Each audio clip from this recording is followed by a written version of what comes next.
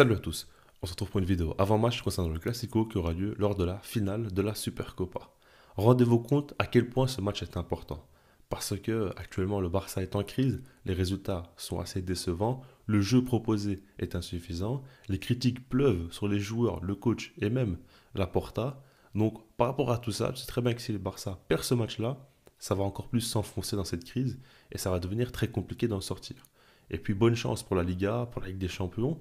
Alors que si au contraire le Barça gagne, là il y aura quand même beaucoup de confiance engrangée et donc là tu pourrais espérer faire de très bonnes choses pour la seconde partie de saison.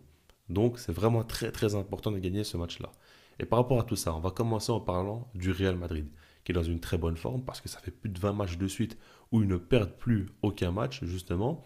Et ils montrent de belles choses parce que déjà dans un premier temps, évidemment, Jude Bellingham fait un travail monstrueux, marque énormément de buts et puis même commence à montrer pas mal d'autres facettes dans son jeu. Mais en dehors de tout ça, il y a le fait est que c'est une équipe quand même qui joue très bien collectivement, qui propose du beau football cette saison et qui arrive à être très facilement dangereux offensivement. Ils ont quand même des joueurs comme par exemple Rodrigo qui font de grandes différences très souvent et d'ailleurs qui est dans une très bonne forme à l'heure actuelle.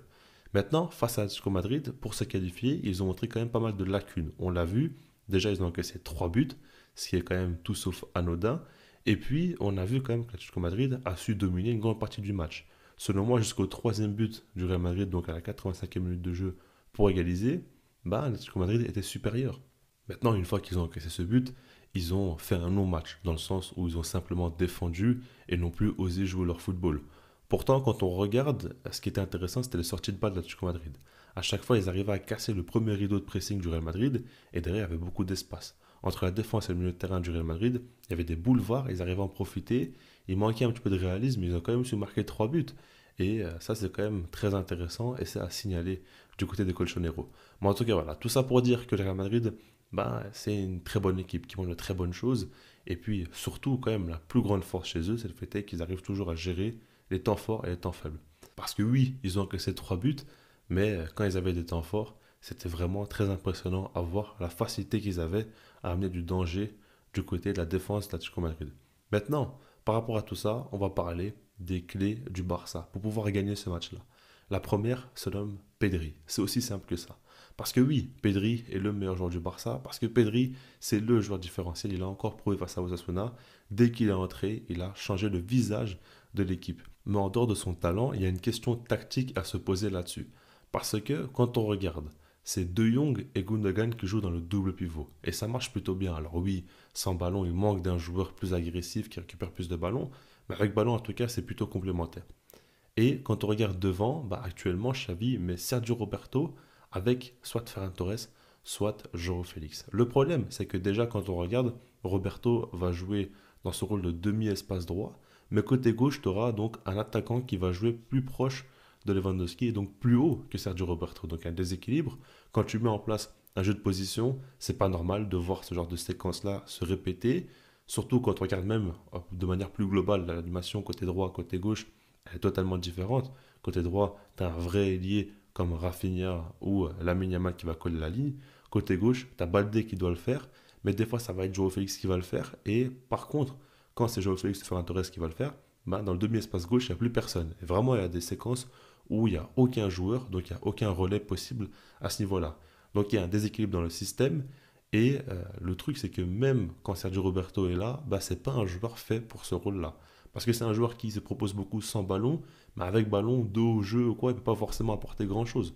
Donc quand on regarde bien, sur ces derniers matchs, le Barça a beaucoup forcé en jouant sur les côtés, alors qu'il y a des joueurs comme Rafinha, Ferran Torres, qui ne sont pas forcément capables de faire des différences en un contre un, et ils n'ont pas su jouer dans l'axe, parce qu'entre les lignes, il n'y avait pas vraiment de joueurs présents et capables de faire des différences.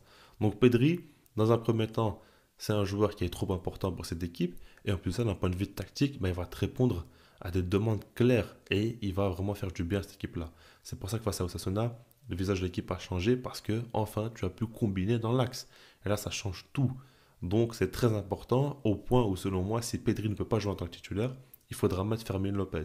Parce que lui, il sait jouer dos au jeu, il sait faire des différences, combiner et proposer de bonnes solutions dans l'axe. Alors que Sergio Roberto, oui, il rend de bons services en ce moment, c'est bien ce qu'il fait, mais c'est pas un rôle qui lui convient. Alors si jamais il joue, ça va être plus bas ou autre part. Enfin, pour moi, il n'a pas joué, mais en tout cas, c'est comme ça que je vois la chose. En dehors de tout ça, on va parler d'un joueur qui est très important. Évidemment, côté Real Madrid, Jude Bellingham. Vous le savez très bien, il fait une très très grosse saison. C'est l'un des meilleurs joueurs au monde, si ce n'est le meilleur joueur au monde à l'heure actuelle.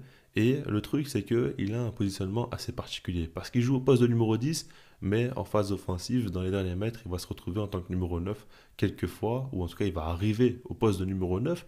Et puis, c'est un joueur quand même très libre, qui peut se déporter côté droit, côté gauche, rester dans l'axe. Il peut faire un petit peu ce qu'il veut, et il faut évidemment le tenir.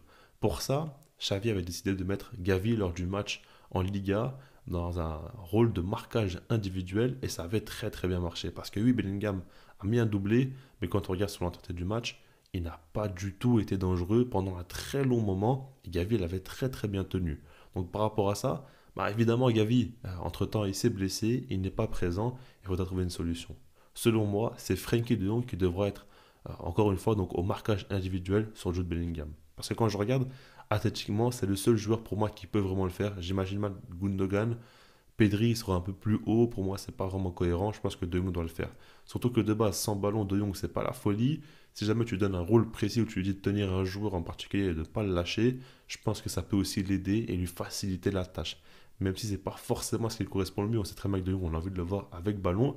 Mais je parle uniquement des phases évidemment sans ballon où il faut tenir Jude et pour moi c'est la solution. Ensuite par rapport à Vinicius, comme vous le savez à chaque fois il y a des duels entre Araujo et Vinicius et c'est toujours la question qu'on se pose. Est-ce que Araujo doit jouer au poste de latéral droit, oui ou non? Selon moi dans ce classico il ne faut pas qu'Araujo joue au poste de latéral droit parce que le système du Real Madrid a changé et on voit que Vinicius est souvent dans un rôle assez axial quand même. Côté gauche, mais plus axial que d'habitude. Alors ça dépend des séquences de jeu où des fois il va vraiment être ailier et il y aura un autre joueur qui va prendre sa position plus axiale. Mais en tout cas, ce que je veux dire par là, c'est que il faut protéger l'axe. Araujo doit le faire. Et puis surtout, parce que Koundé, en tant que latéral, est plutôt bon en ce moment, montre de belles choses. Et pour moi, changer sans cesse, ça ne sert à rien. Enfin, justement, ça cause du tort à l'équipe. Et aujourd'hui, on a vu que face à Sassona, il a été bon qu'on est dans ce rôle de latéral droit, donc autant le reconduire et laisser les choses comme ça. Moi, je pars du principe où Vinicius ne doit pas forcément subir un marquage individuel. Si jamais il reste dans l'axe, alors on va le tenir. Si jamais il veut partir plus au côté gauche, Koundé va le prendre. Mais il ne faut pas non plus désorganiser toute l'équipe juste pour Vinicius. Je pense que cette fois-ci, ça ne sert pas à grand-chose et justement, ça peut causer du tort à l'équipe. Surtout que Rodrigo, en ce moment, c'est lui qui est en grande forme et c'est lui qui peut faire très très mal. S'il reste côté droit, avec un Christensen qui est en méforme, Baldé qui n'est pas au top cette saison, il peut causer beaucoup de tort et c'est peut-être là où il pourrait y avoir du danger. Mais en tout cas, voilà, maintenant en dehors de tout l'aspect voilà, tenir Vinicius, Jude Bellingham, ce qu'il faut se dire c'est que le Barça devra surtout être dans une mentalité où ils vont dominer le Real Madrid, où ils vont jouer haut sur le terrain, où ils vont faire un gros pressing comme d'habitude. Pour ça, il va falloir montrer beaucoup d'envie. Je pense que dans les classicos, le Barça arrive toujours à le faire, mais il faudra vraiment appuyer énormément là-dessus. Encore plus que d'habitude, je pense, parce que sans ballon, cette équipe-là du Barça est assez fragile aujourd'hui. On voit qu'ils arrivent facilement à être mis en danger défensivement, c'est pas fou. Naki Peña, c'est pas non plus très rassurant. Donc il y a vraiment de quoi avoir peur à ce niveau-là, sans ballon, et donc il va falloir avoir le ballon le plus longtemps possible, dominer cette équipe-là, leur mettre beaucoup, beaucoup de pression. Il va falloir que les joueurs rehaussent leur niveau, mais très, très grandement. Joao Félix, on sait très bien que c'est un joueur très talentueux. Là, s'il a l'occasion de jouer, il va falloir vraiment qu'il montre son meilleur visage. De il va falloir aussi qu'il continue sur la même lancée, qu'il soit très, très performant. Gundogan, la même chose, etc., etc. Donc maintenant, par rapport à tout ça, je vous affiche ma compo. Dans un premier temps, sans ballon, en 4-3-3, on va dire, mais c'est uniquement sur les phases sans ballon, avec Inaki Peña dans le cage, évidemment, avec Koundé, Araujo, Christensen, Baldé, au milieu de terrain, Gundogan, Pedri, De Jong, et en attaque, j'ai mis Ferran Torres, Lewandowski et Joao Félix. Alors, je m'explique dans un premier temps, comme je l'ai dit, par rapport à la défense, Koundé, Araujo, je ne mets pas de marquage individuel sur Vinicius avec Araujo. Ensuite, par rapport au milieu de terrain, j'ai mis Pedri. Alors oui, j'ai été le premier à dire qu'il faut le protéger, il ne faut pas non plus que dès qu'il revienne de blessure, on le met titulaire, mais pour moi, ce match-là, il est trop trop important, je suis désolé, mais je veux le voir titulaire à tout prix, même si c'est dangereux pour lui. Voilà, j'avoue que c'est trop important ce match-là pour moi, donc je prends le risque de le mettre titulaire alors que de base il ne faudrait pas. Mais en tout cas, si jamais vraiment il n'est pas apte ou Xavi ne veut pas prendre le risque, c'est Fermin Lopez qui doit jouer et non Sergio Roberto. C'est trop important aussi d'avoir un joueur quand même intéressant entre les lignes et ça c'est inévitable. Ensuite, par rapport à l'attaque, j'ai mis Ferran Torres, alors que la Yamal a fait un très bon match face à Osasuna et mériterait de jouer. Mais je parle du principe où côté gauche, Real Madrid, il y aura soit Ferland Mendy, soit Camavinga au poste de latéral gauche, et devant, ce sera Vinicius. Donc l'activité côté gauche, elle sera très présente. Et il faut un joueur justement qui puisse répondre à cela et t'apporter beaucoup sans ballon. Ferran Torres peut le faire, avec l'aide de Pedri, ce serait très bien, et puis Koundé au poste de latéral, ça peut suffire. Maintenant, Lamine Yamal, pour moi, il sera trop mis en difficulté à ce niveau-là, et c'est pour ça que je préfère le faire rentrer en cours de jeu et mettre Ferran Torres titulaire. Même si c'est pas le top, mais voilà, c'est comme ça qu'il faut s'y prendre selon moi. Maintenant, en dehors de ça, Joao Félix, je le mets titulaire. Pour moi, évidemment, c'est un joueur très talentueux. Il peut faire de magnifiques choses. Dans un match comme ça, il te faut des joueurs capables de faire des différences. Et là, c'est son moment de briller. C'est son moment de prouver vraiment qu'il mérite d'être signé au Barça et que c'est un grand joueur. C'est pas un joueur qui va flopper. J'en attends énormément de Joao Félix. Et là, je vais vraiment être très sévère avec lui. S'il se loupe, vraiment, je lui en voudrais énormément. Parce qu'il faut qu'il saisisse sa chance. Il a été plusieurs fois mis sur le banc, beaucoup critiqué par les médias, etc. Il doit prouver qu'il a le talent, on sait qu'il l'a, mais il faut le montrer sur le terrain. Maintenant, pour terminer, au niveau de mon pronostic, alors je ne vous cache pas que c'est très compliqué, parce qu'un classico est difficilement pronosticable. Quand on regarde sur les dernières années, souvent la forme des deux équipes ne veut rien dire, parce que lors d'un classico, les deux équipes se surpassent, encore plus quand c'est une finale, évidemment. Donc ça, il faut le prendre en compte. Maintenant, quand on regarde, honnêtement, si on se fie à la logique, le Barça ne peut jamais gagner par rapport au dernier match, par rapport à ce qu'ils ont proposé. Mais comme je vous l'ai dit, bah, les classicos, il ne faut pas non plus trop se fier à ça. Et puis surtout, quand on regarde le dernier classico, à chaque fois le Barça a sorti ses meilleurs matchs de la saison face au Real Madrid. Donc tout ça fait que c'est dur à dire et on peut encore une fois voir le Barça qui va se surpasser.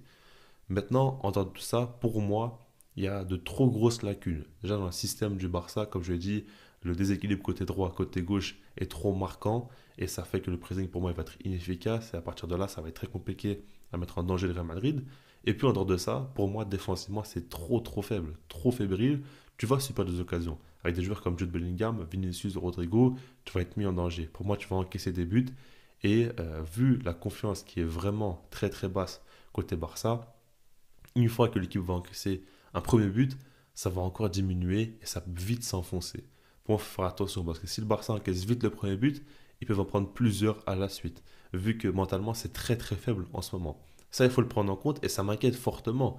Et je me dis que le Barça devra vraiment sortir un top match, déjà au niveau de l'envie, et le fait est que les joueurs doivent tous rehausser leur niveau de jeu et que Xavi prépare bien ce match-là.